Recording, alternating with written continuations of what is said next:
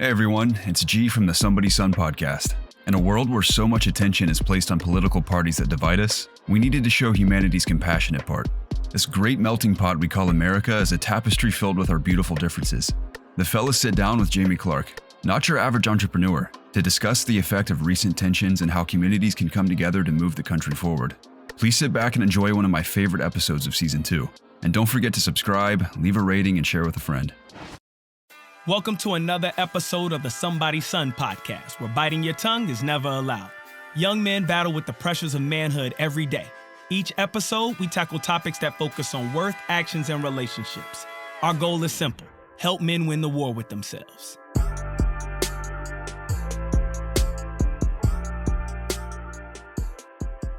So you and I met through a good friend of mine and a good friend of yours, Esmail. Yes. And one of the things that struck me is that, like, you're super inclusive, and clearly just met Chris today and you're already looking at 70% of his people. You're like, I like this guy, let's do some business. Who do you attribute, or what experience do you attribute to, like, building like that type of inclusive mindset? Because there's some folks that would only reserve that to people that look like them or grew up in the same neighborhood as them or went to the same country club as them. So, like, where does that come from for you? Well, just this week I had a conversation with a black female. She's, I don't know her age, but I think a little younger than me, but she's a very successful person in Richmond. She has her own organization. I'm starting to help her out. And we were chatting about this, and we're talking about, she asked me straight up, I've met with her 2 or 3 times before about working for her organization. Mm-hmm. And I've explained to her what I'll explain to you. And it was amazing to me because she said to me again, she's like, so I just want to know, why are you doing this? Why do you want to give back? Yeah. Because part of it is diversity, in this organization. And so I'm better equipped to answer it now than I would have been because we flushed out a lot of things a couple of days ago. But really it comes down to this after thinking it through with her. I grew up in southwestern Virginia, as I mentioned you guys, in Martinsville. We were humble means. I would say we were, maybe just above the poverty line, when I was younger. Dad was a fireman, painter, mother was a beautician. Yeah. So I didn't grow up, we didn't have a lot of things, but my parents gave and gave and gave, and it, to the fact that it would upset me, because I was watching, I don't really care for the beanie weenies and macaroni and cheese, and you just took that family to Golden Corral, you know what I mean? Yeah. So, I witnessed it with my family growing up. And then when at 14, I transferred into the public school system for the first time.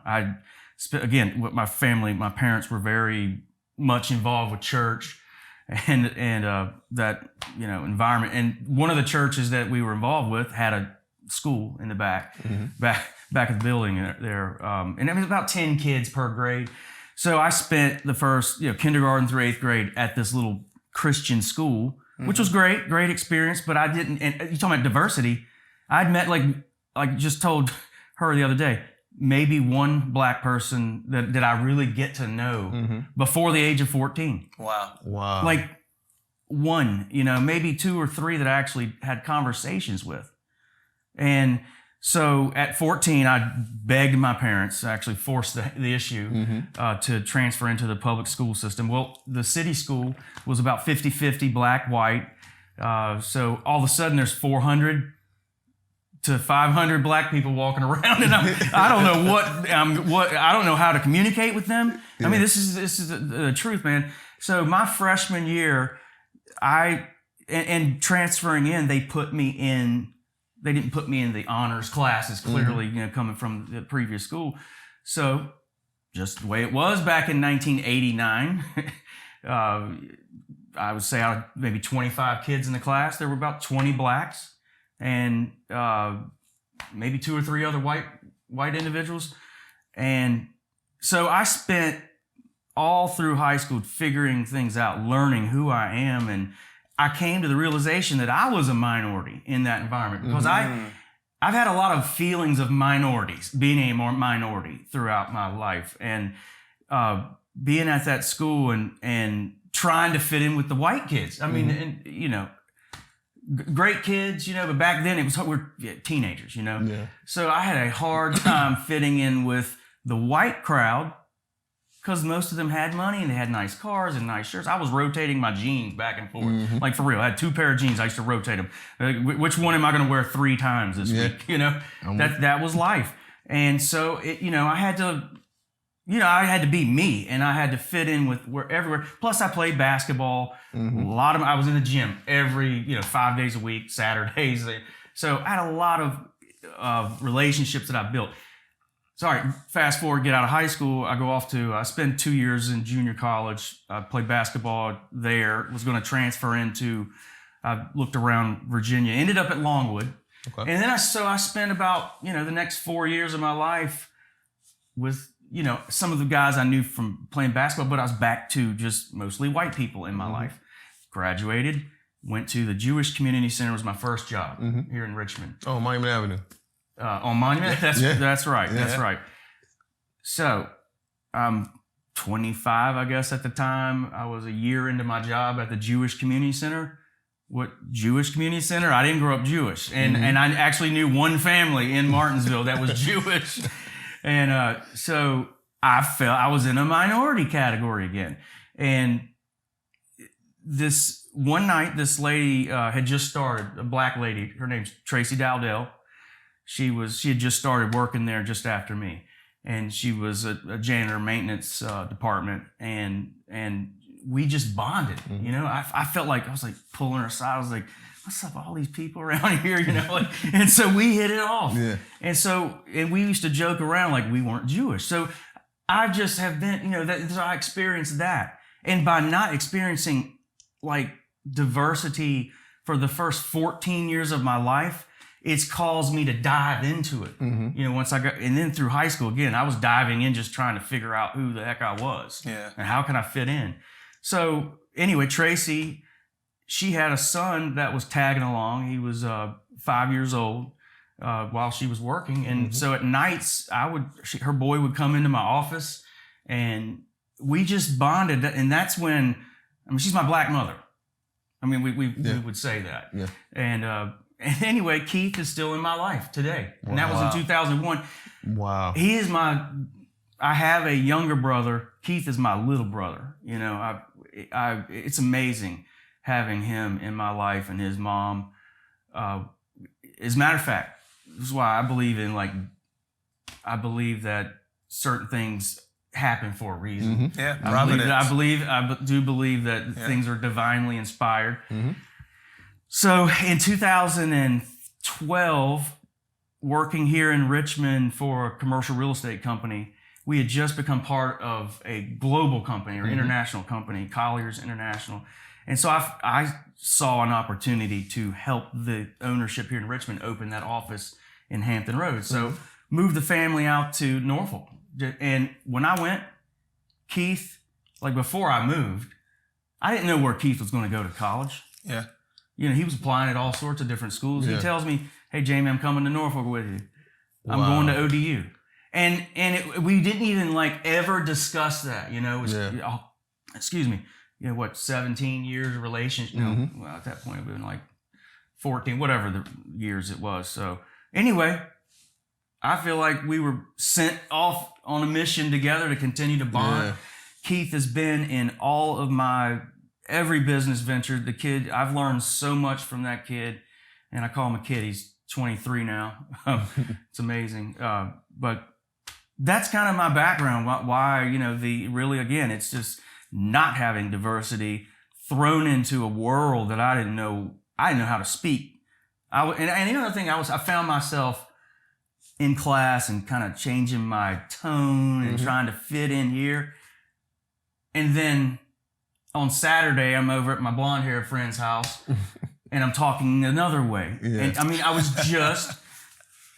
I thought that's the way you had to do. You're like a chameleon. You just adapt and say different things at different places. And, that's my story. And that's how, and then, in Norfolk, I met Donald and Esmel, and really you guys it was nice because I had some other black friends in my life again. That was wonderful because you don't meet them in commercial real estate. Not in the brokerage world, not in the department of brokerage. And Would you say that's because blacks don't want to get into commercial real estate, or are you saying that the environment is not conducive for them to thrive, or? It's a whole lot of things.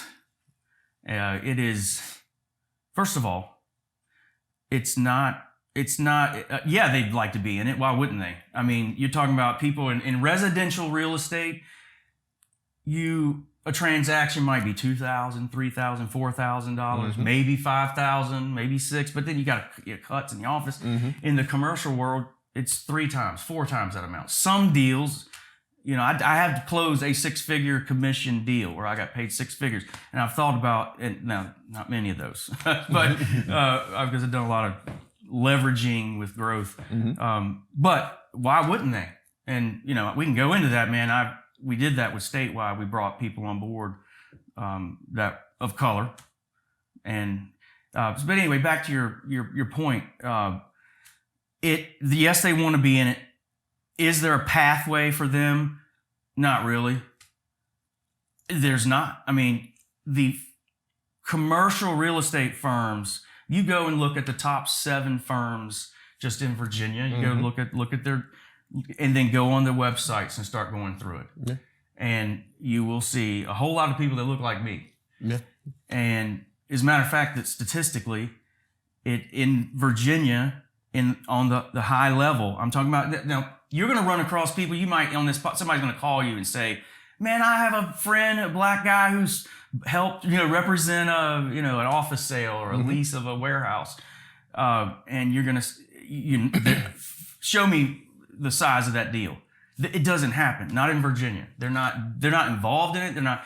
And you're talking about a $15 trillion annual transaction volume.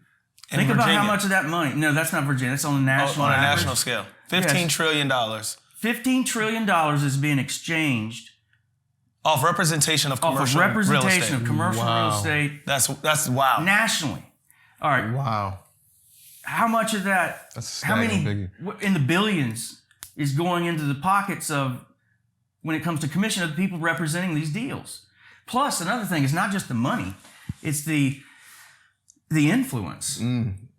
There's, when you've got, there's nothing wrong with white people. I'm white, okay? But when you have 5 white people, just like, I don't care what race it is, what industry or whatever, when you don't have that inclusion, we don't have someone involved that can bring a different perspective to the conversation, then decisions are going to be very narrow. Yeah. There's not, meaning the process is going to be very narrowly focused. Yeah. So you think about like developments and like in downtown, in Richmond, for example. Yeah.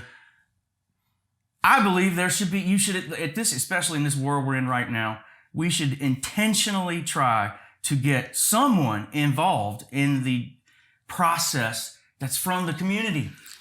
Maybe not even a broker. Get somebody that lives in the community and have them just little things like that would open doors. It would show that young black male or female, oh, wow, that's a whole industry. I would love to be in that industry. That's awesome.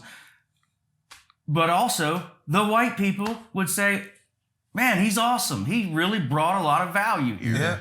Yeah. Jamie, something I want to mention when you talk about representation in commercial real estate. Richmond BizSense has a publication every Friday, and I'm on the subscription list. Every Friday they list all. Yeah, you read those type of things. They list all of the commercial purchases and leases for that week. Yep. Everything that closed that week. When we got this property, I was super excited to say, hey, our name is going to be in that publication because I see price points that are similar to what we paid for this, and I see locations that are very close to where we are. I said, oh, we're going to be in that publication. Didn't see it. I was a little disappointed. I'm not sure what the reason was. I don't know. Well, I didn't know the system. Was it reported to was it given to them? It has to be submitted by usually it's the brokerage firm that represents. They call it in. That's what I did every time I closed a deal with Statewide or with Colliers or Wilton companies.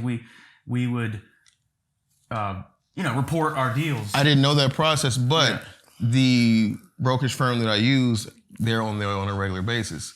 right? So I'm not sure what the reasoning was. I wasn't too upset about it, but I was looking forward to seeing that because that means something for people in my community. Yeah. You just talked about the disparity in commercial real estate, at least from a brokerage perspective, even from the ownership perspective, it's still a clear gap. And for me, it was important to be able to take this step. It was a lot involved with it, but that small little affirmation, just that little name, it could have been at the bottom. Yeah. It would have made my day a little bit better when I realized that after a while I didn't see. I don't even check for it anymore. I still read the publication, but it doesn't bother me anymore. I like to see what's happening in the commercial world within the region. But that I would have to say that set with me.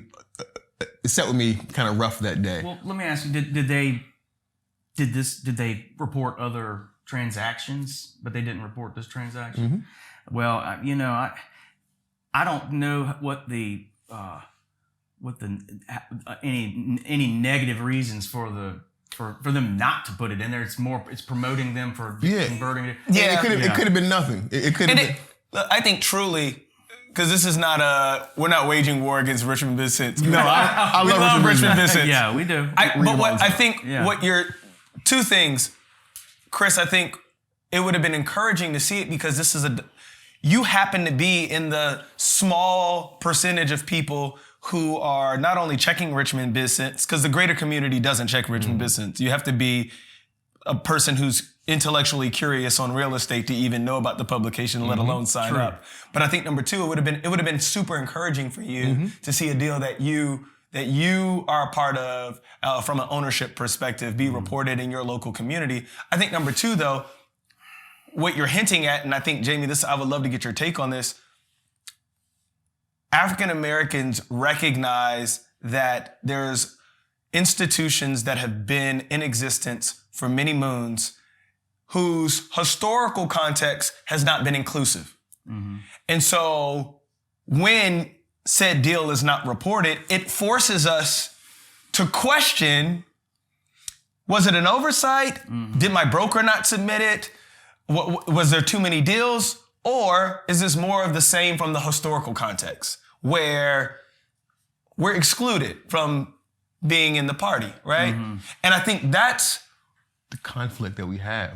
Personally, that's a conflict that we have. I know where you're going with this, and it's a lot what my friend this week was sharing with me. It's just, as she's gone about her business and she recognizes these things, and I'm going to be real. I told you, Donald, you've known me for a while. Yeah. And I'm not going to always side and say something that you might want to hear. Sure. Mm-hmm.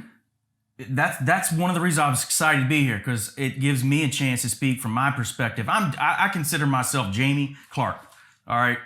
Yes, I happen to be a white male, but I don't consider myself I don't consider myself any better than anyone else. I'd look at from this conversation today. I want to look at it from. I speak from the middle, I guess is my point. The problem is it's on both sides here. It's both sides. And I experienced this. It's the white community in brokers, they don't really recognize it. Because I had the feedback from my friend this week. She's like, oh, come on now. They recognize these things. And honestly, it was 2008 when I went to lunch with Paul Manning. I guess he won't mind that I mention his name. He's the Chief Services Officer for the city of Richmond right now. Yep. We went to church together back in 2008, and he took me to lunch. I'd just gotten into commercial real estate brokerage. And he asked the question, how many black people are in your business? Now, and honestly, when he said it, I sat back and I was like, oh my God, I don't want to have this conversation. Why do we need to talk about this? Yeah. And as you know, I'm cool. I think, I'm cool with. You're a very inclusive person. I have friends. I'm not someone that's going to overlook something intentionally. Sure. I care. I care about people, and I care about this, what we're talking about here. So, but even me, someone that has had a lot of strong relationships with minorities, I didn't realize that it was so non-existent, let alone limited. Now, when you say non-existent, what's non-existent? I mean, the folks that are licensed as agents, salespersons, and brokers. Gotcha. That go out and network and meet and exchange and know where the properties are and represent the brokerage industry. Yeah. There are participants in the development world and from minorities. I see that. Yeah, I mean, residential, they're everywhere in residential. Yeah. But when it comes to commercial real estate brokerage, of the top firms, it's again in Virginia. If you look at the top 7 firms, I have a case study. I put together a 30-page case study. Oh, wow. And I'm waiting to use that. I'm not trying to start an argument. I'm not trying to make people mad at each other. We got enough of that going on. I'm just trying to open people's eyes. Just because, like, my eyes were open. Paul said, go back to your office and just start Googling your competitors. I spent hours that afternoon going on all the competitors in Richmond, and I didn't see one single black male or female. Out of 300 or so. That's wild. None. And then Hampton Roads was the same. And but again, back to your point, it's got to start with the people that are in control. They have to be inclusive, and they have to be intentional about this. Yeah, and go and put together a plan. Go out, hire these people. How are they going to succeed? Because I will tell you, they're not going to succeed. I experienced this with statewide commercial, because at one point I hired had 5, maybe 6 different African American males that were working for me. And I did that because it was 2015. I was able to start my own company. I was finally able to at least attempt to make an impact on this. So I've seen the challenges that they faced going to networking events. And when they were passing out those statewide cards, I'd close every kind of deal you can close. You know, I've closed $80 million I've had $80 million in sales and leasing transactions over like, a 12-year period. Sure. And if you actually look into that on a high level, I didn't make a ton of transactions. And that's partially because I was moving up a ladder, and every time you make a move from one city to the next, you kind of got to build those relationships. And real estate takes a while to close the business. Sure. But so anyway, I was finally in position to make an impact, and it goes back to that conversation with Paul Manning in 2008. And again, by 2015, there was still, I think there was one person at that time, and currently, there's one person. So two things. One person. I'm talking about Hampton Roads and Richmond. You're talking about 600-700 high-level brokers and agents, and there's one male. And all this is in the study. I have the study, and willing to share it at some point. But like Paul and I had a conversation, and he said, look, before you go out and start speaking about this, because I'm in a position now that I can. It's a perfect time for me to come out and talk about this to the public. He told me, don't do it if you don't have a plan. What's your plan? And I said, okay, I've got a plan. I have a lot of connections. I'm just going to, at first I was like, I'm just going to go on LinkedIn. I'm going to post stuff. I don't want to come off as, as like picking a side again, because part of it is a lot of those white folks, they're just getting up, putting on their clothes and going to work. And they're not thinking about, okay, am I being inclusive today? And I can't blame them but so much for that, because I wasn't doing it until it was brought to my attention, which is why I wanted to be involved with this. And moving forward, whatever else I can do to help this cause. Yeah, so you said a lot. I want to unpack. The first thing is, no, this is good. No, this is good. This is good. And I didn't know we were going to go down this path, which is amazing. This is why you got to have unscripted conversations on camera. This is amazing. So look, first and foremost, shout outs to Paul Manning. I've never met you. I'm so glad you challenged Jamie with the question, because now you're forced to acknowledge if there's an issue, and if so, what do you want to do about it? You could have still chose apathy and said, no, it's not for me. Thanks, Paul. I appreciate you bringing my attention. But you chose not to. So I appreciate Paul. Also appreciate you. Definitely appreciate you. The second thing I would say is we do have a few great leaders in real estate. I didn't realize we didn't see it in brokerage. So shout outs to John B. August out in the 757 Tidewater area, here locally in Richmond. You got Devon Henry, Team Henry, who's crushing it. We just had his brother sit right there on the podcast, Rodney. And then the second person I think of is TK Davis, who's doing a phenomenal job as well. So there's some on the development side, some on the contracting side, not enough on brokerage, which I did not realize. And then you focused on something you said, even when you hire minorities in the space, now they have to go network and drum up business. And there's challenges. And there's challenges Major challenges. Yeah. Which I think we have to address as a community. But one of the things I love about where you pivoted, Jamie, and again, I didn't know we were going down this path, but I think one of the things we have to be mindful of is not all white people are bad people. Not all black people are bad people. And what I love about you saying in the middle or middle sides, I don't like to choose sides, but like, if you ever have proximity to people that are different from you, you start to realize, oh, we're not that different. That's exactly right. Like, it's not what everybody said it was. It's not white people waking up every day in real estate saying, how are we going to exclude the next black man? Now, I'm sure that there's some people that actually do wake up like that, but those are not the majority of people. It's like what you said. They're waking up. They're just trying to go make a living for themselves, and they might not have been challenged by, say, a Paul Manning. That's the thing. They haven't been challenged. They haven't, and they... Another thing about the industry, we're talking about the challenges. Again, I was a minority I felt like a minority trying to break in this industry for all those years. It was a battle. Why? I come from Southwestern Virginia. I have a Southern accent, and so they pick up on that immediately. I'm not in the fabric. I don't have family a last name that means anything around here. Sure. Speak on it. This is good. This is real good. I don't have the, I didn't go to the fancy school. I went to Longwood. Longwood was perfect for that middle class. Longwood's amazing, by the way. I wouldn't have gone to any other school if I could go back and rewind time. Longwood University, love it. But what you're speaking to is, even as a white man, you had challenges breaking into... You don't get hired at any of these top firms unless for the most part, it's relationships. It's my nephew is just now out of Hampton, Sydney, and he's ready and he's moving in the area, it's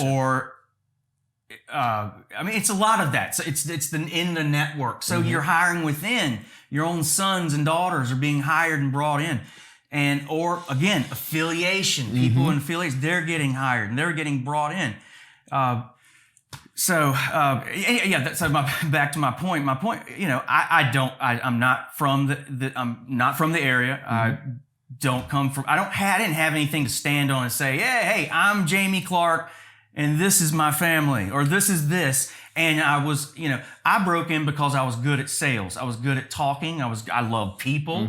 And I was older. I was 30 when I got into it. So I already had years of professional experience. So when I got into the business, I was already a pro in the business world. And I was constantly feeling as an outsider for several years, going to the brokerage events. Oh my gosh. Those first couple of years in my early 30s, going to these broker functions, like they have the broker open house, this new development or new building or whatever. And I would show up, I'd put on my sports coat and I'd walk around. I didn't have much to say because I didn't know anyone in their circles. And so it was a challenge for me. I had to outthink and outsmart them. And I have a creative side to me. I spent the first 6 years of my professional life in the creative space and I studied it in school.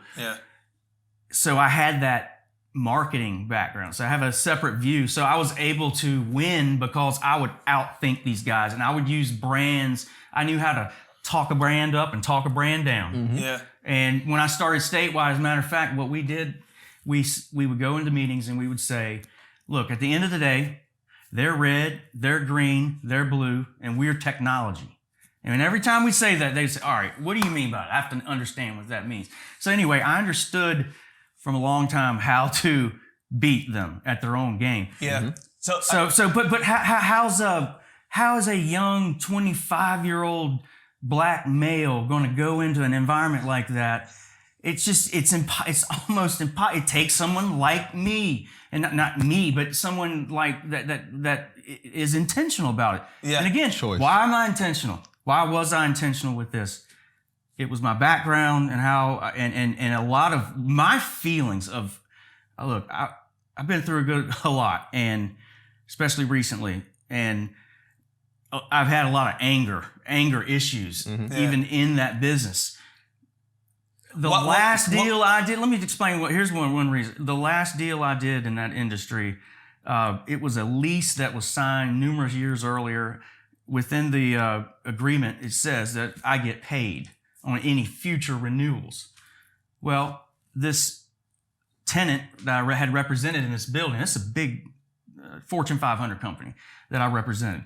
They're in this building. Well, guess what? They renewed their lease. The brokerage firm that represented the landlord, he said, yep, they met one-on-one. The landlord and the tenant met one-on-one for dinner, and they worked it out. So the landlord's not going to pay us. I said, it says right here in the agreement from 5 years ago. So, I mean, you're talking about, for someone like me, it was like I want to say $10,000, $15,000 check for something I had done 5 years earlier. And I had to get the other guy involved in that office, another broker. I talked to the principal broker of that office. And then finally, when I got to the principal broker, and this is actually one of the top commercial real estate firms in Virginia. Finally, I called the owner because I couldn't get the principal broker. He started acting. Long story short, I got paid, and it's because I had to fight for it. Because I'm a nobody. Who am I? I wasn't ever in the system.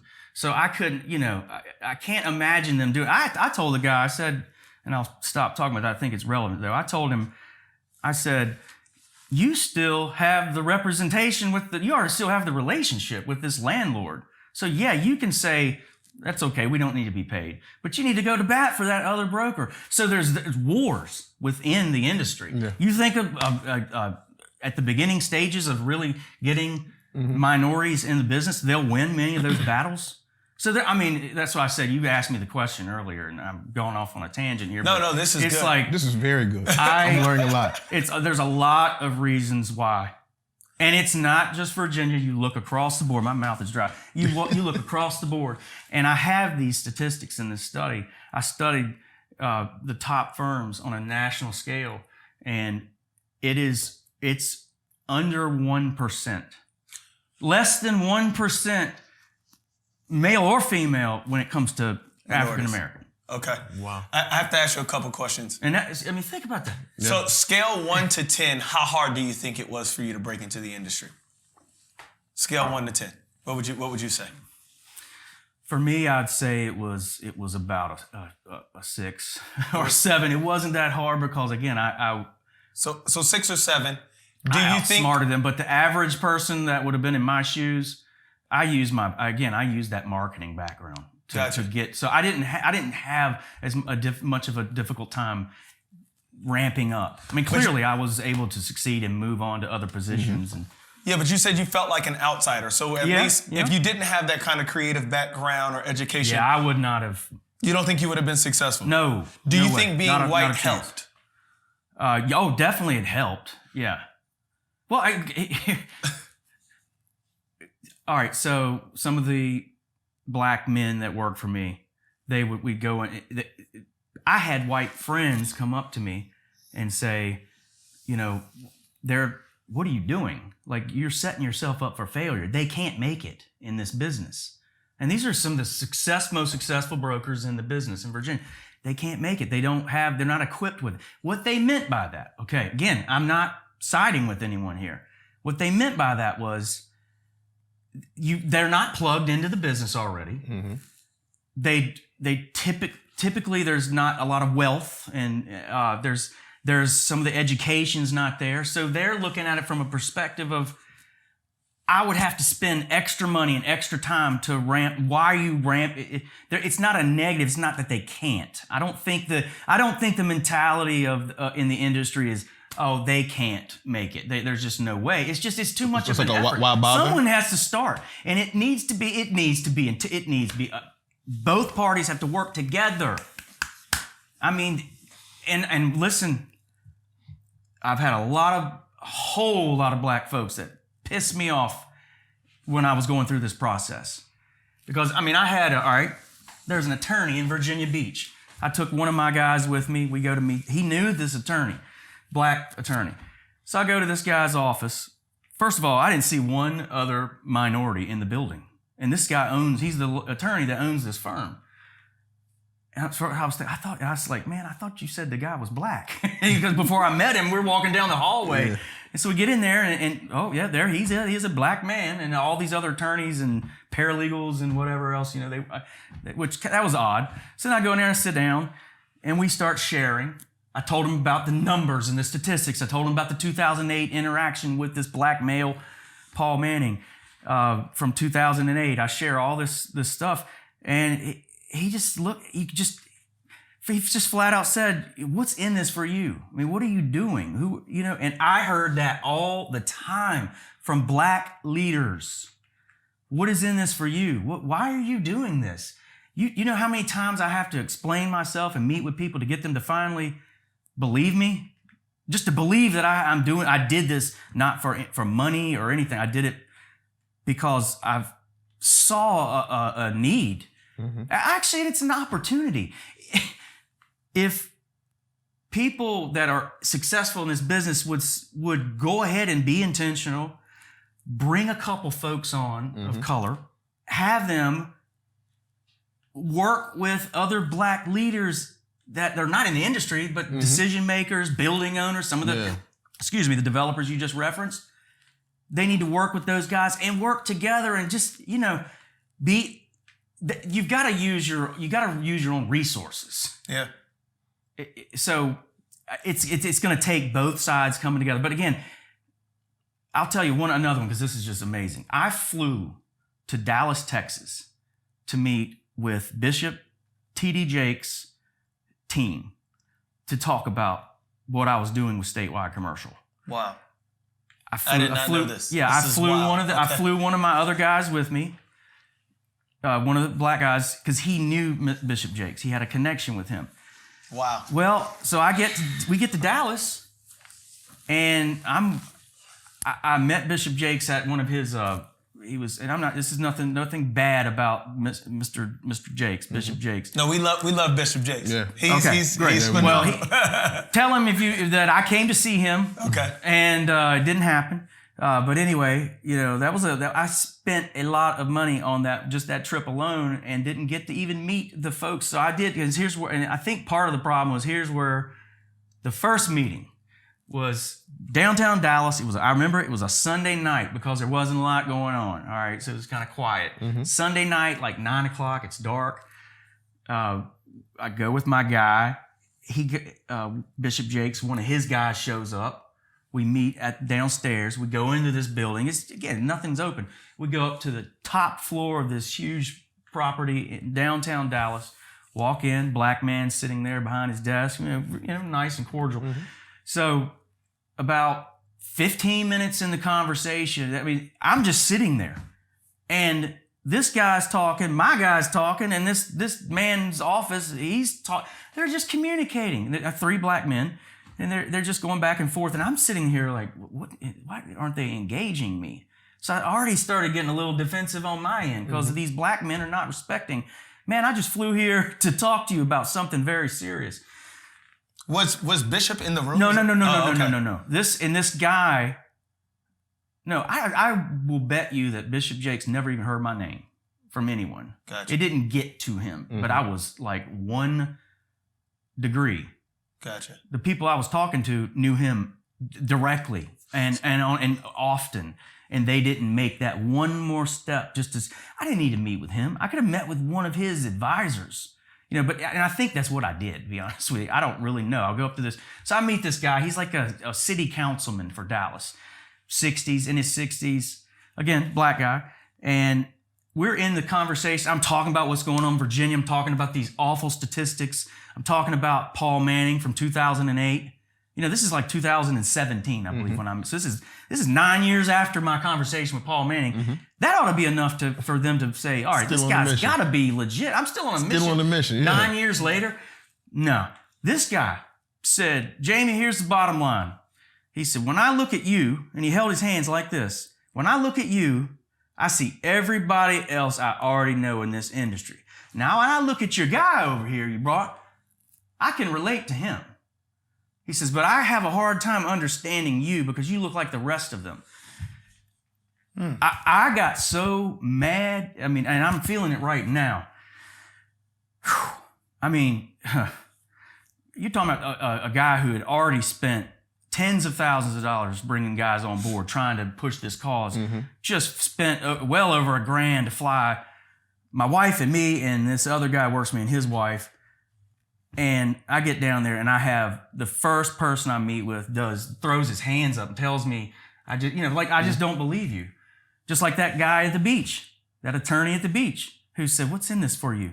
So I think what you're insinuating is three things. Number one, you're saying that folks that are in the industry, whether they're, European or Jewish, French, whatever, if they're in the majority in this business, they need to both acknowledge and start to create actions that create a more inclusive environment for other folks to thrive. I think the other thing you're saying, though, is folks in the minority have to work together and help one another. Even though they've been successful, they need to work together to help others. And then number two, be mindful that there may be allies in the industry that actually have good intentions. Is that what you're saying? I don't want to put words in your mouth, but it...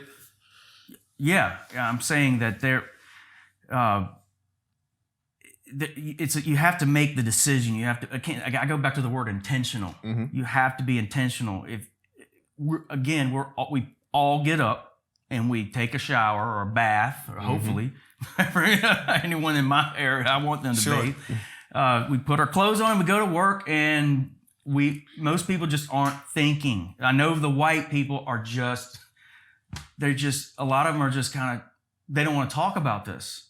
And it's because they're kind of tired of it. Just being honest. And people are tired of talking about race in the country, right? Yeah. Oh, you think so? Yeah. I think it's the way that it's positioned in the media. I think we have to do media outlets. I think I Am Athlete's doing a good job of this. There's a number of other companies, Tiny Desk from NPR, they're doing a good job. We have to start leveraging media platforms to say, it's not I don't believe that there's a side. This is not a verse situation. This is You don't. Yeah, no, but I'm saying I'm saying as a community of humanity, just like regardless of what your background or ethnicity is, as a community, we have to stop having the conversation of a me versus them. I think the LGBTQ community has done a good job of this. They've been able to find straight people and realize, hey, straight people, we're not after you. We just want to be treated equally, right? And I think what you're saying in real estate is the same thing. This is not an us versus them situation. I think the other thing is you said it's an opportunity. People have to realize inclusive environments are better for the community and it's profitable. It is. And people don't understand that. No. Go to Houston, go to Atlanta, go to any major metropolitan statistical area. There are more inclusive environments as far as the different, the full fabric of their community looks diverse. And those are very profitable epicenters. You were in statewide commercial. I remember serving on certain boards here in Virginia, whether it's economic development type associations or even building associations. These top companies are only looking for those large metropolitan statistical areas. Why? Because number one, that's where you're going to have diverse schools, where you're going to get diverse talent. That's where they're going to have a pipeline of talent that can continue to work inside of their business for 10, 15, 20 years. And that's how you get those renewals on those buildings, because that's how you build your wealth in that industry. Yeah. Those leases. I learned that sales are one-offs. That's a one-off deal. Yeah. But a leasing transaction, you can get paid as long as you're smart on the front end. You can get paid. So if you accumulate more and more leases over time, as long as your tenants are renewing, you're getting paid in perpetuity. Every year you're making more and more and more. You're growing your nut. You were about to say something. Go ahead. Here's the point I want to bring up. I'm kind of unpacking as you guys speak about what Jamie just mentioned. There are a few problems that we need to further investigate. Okay. One, I would say, is awareness, right? So you say people get up, they put their boots on, they go to work, not really aware of the lack of inclusion or exclusion or the opportunities that other people may need in order to bring themselves up, so we all can operate equally. Two, there are people who have the awareness and realize that the effort it takes to give other people opportunity it requires so much work. They just write it off. They just why? It's because at the end of the day, you've got shareholders and business partners. You'd have to get a group of people to agree on what we're talking about here. So for me, my question, we don't have to answer. This is an open question that I hope sparks conversation to those who watch this podcast is, how do we solve that?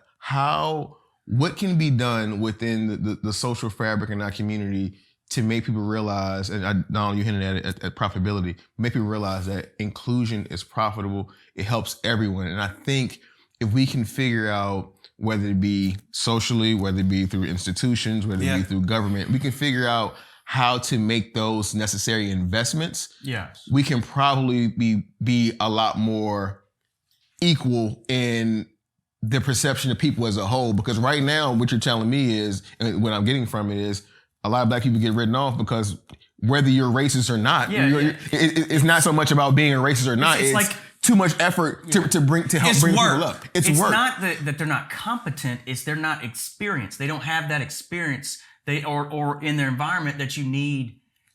And they can get it. I mean, you just need but experience requires access. Exactly. So how do we break down the walls of access? It needs to be intentional. It needs to be, if every major city in the United States had just a committee formed with one person from each of those top firms, say, we're going to serve on this committee, and our goals are break down the walls that are preventing diversity, but also make money. Like you said, profit. Bring them on and figure out, like, there's I agree 100% with you on the profitability side of it. There's untapped potential. Part of it is the black folks that could have helped them wouldn't help them. The gatekeeper. Yes. And I'm the gatekeeper. Now, let me tell you, this is important. Yes. My little brother, I told you about him earlier, Keith Harris. Yep. He's been on board with me forever. He was at ODU at the time. When I left that meeting in Virginia Beach, I was that was pretty close to the end of my rope. I was pissed at everybody, the blacks and the whites, when it came to this issue. My technology was like crushed anything. Just the pitch, the red, green, blue, we're technology. Boom. All I had to do at that point was legitimize, show them my resume, and I've done enough that I'm dangerous. So I understood all that stuff. Oh shoot, lost my train of thought. Put me back on. You said Keith Harris. Yeah, Keith Harris. So I called. Yes, thank you. No, so I called Keith, and I said, Keith, I can't take this anymore, man. Like I just left the meeting and had another black gentleman not take me seriously, even though I've got one there. And Keith said to me, and I, as a white man, I never thought of this. He said, Jamie, he defended him. He said, Jamie, which caught me off guard, but Keith does that to me. He challenges my thought process and decision making. He said, Jamie, that man, for him to run an operation like that and have numerous attorneys and, a successful law firm, he had to work his ass off as a black guy to get to that point, especially having all those folks and to be where he is. He said, most likely he's a member at the local country club. Most likely most of his friends are white. Yes. That's what my boy said. And I said, okay, what's your point, Keith? Why wouldn't he care? He's black. If I care, he should care. Why? He should care. I mean, you got this white dude sitting in front of you telling you that heck, I didn't have to tell them. I could show them. I spent over $20,000 on Virginia Business Magazine full page ads just so I could put those faces on there and have all these CEOs across the state flip and say, ooh, a commercial real estate firm that's like 2/3 black. That's interesting. I did that on purpose. But part of it was to prosper for myself. I saw angles, but I kept hitting a wall with the black community. Yeah. They didn't believe me. And so Keith said, Jamie, he's risking his family. If that man said, you know what, this is amazing. I definitely want to help you out. Let me, can I invest in the company? Let me put you in touch with all these different people. And if I use his name, all these guys at the club, they'll still be nice to him. But you don't think there might be some whispers like, oh God, yeah, he's now, And that was Keith's concern with this guy, was that he would just put his family out there, and that opened my eyes. Actually, I'll tell you what it did. As a white guy, it caused me to understand why some of these black successful people didn't want to get involved with this. Yeah, I think, this is a great point to segue. So I'll leave us with this thought. We can refresh. I love where we're going though. But my final thought for this would be African Americans, Asians, Hispanics, any minority group, Middle Eastern, that is successful enough to climb whatever successful ladder they're climbing, whether it's commercial real estate, whether it's the attorney you're talking about. We recently saw Rosalind Brewer named the CEO of Walgreens, Spelman grad. Whenever you see people climb that ladder, the same way you felt like an outsider and you had to find innovative ways, you had to outstudy, outsmart. Yep, I had to. They've had to do that too, times 10. Yeah. So this is why I asked you, did you think your whiteness helped? Because it did. Like, I don't blame white people for being white. That's not a bad, I'm not one of those guys. At the same time though, I do recognize what it took for Rosalind Brewer to climb the corporate ladder. Any other successful person at that C-suite level, they instantly had it easier than she did. Doesn't mean they didn't have it hard. I'm not saying that they did not have a hard trajectory. Same thing with you at statewide commercial. I'm not saying commercial real estate for you wasn't hard, but like you said, the environment is actually conducive for folks who have the relationships, who has the last name. And if you don't, you're still not starting as far as behind as some of the other folks. Not starting as far. Right? And so to what I think what Keith was, I don't know Keith, but I think what he was saying is, here's this guy, he's actually successfully climbed that in law, in legal services. If he were to then take up this mantle, responsibility, whatever, raising awareness, so others like him would have it easier, it could very well shake everything he's worked for a certain amount of time. But we should explore, is that true, number one? I think the other thing I want to explore is, and I want to get you to, because I think I know where you're going. There has to be a certain compelling argument of selflessness. And I'm not saying people should sacrifice everything they've worked for once they climb. Lord knows that's not what I'm saying. I do think, though, we have to start shifting the environment where that's no longer true. We hope you enjoyed this episode of the Somebody's Son podcast. We encourage you to share this episode with a friend. And remember, on this path called life, you are not alone. Thank you for watching. Until next time. She liked the way that I finesse.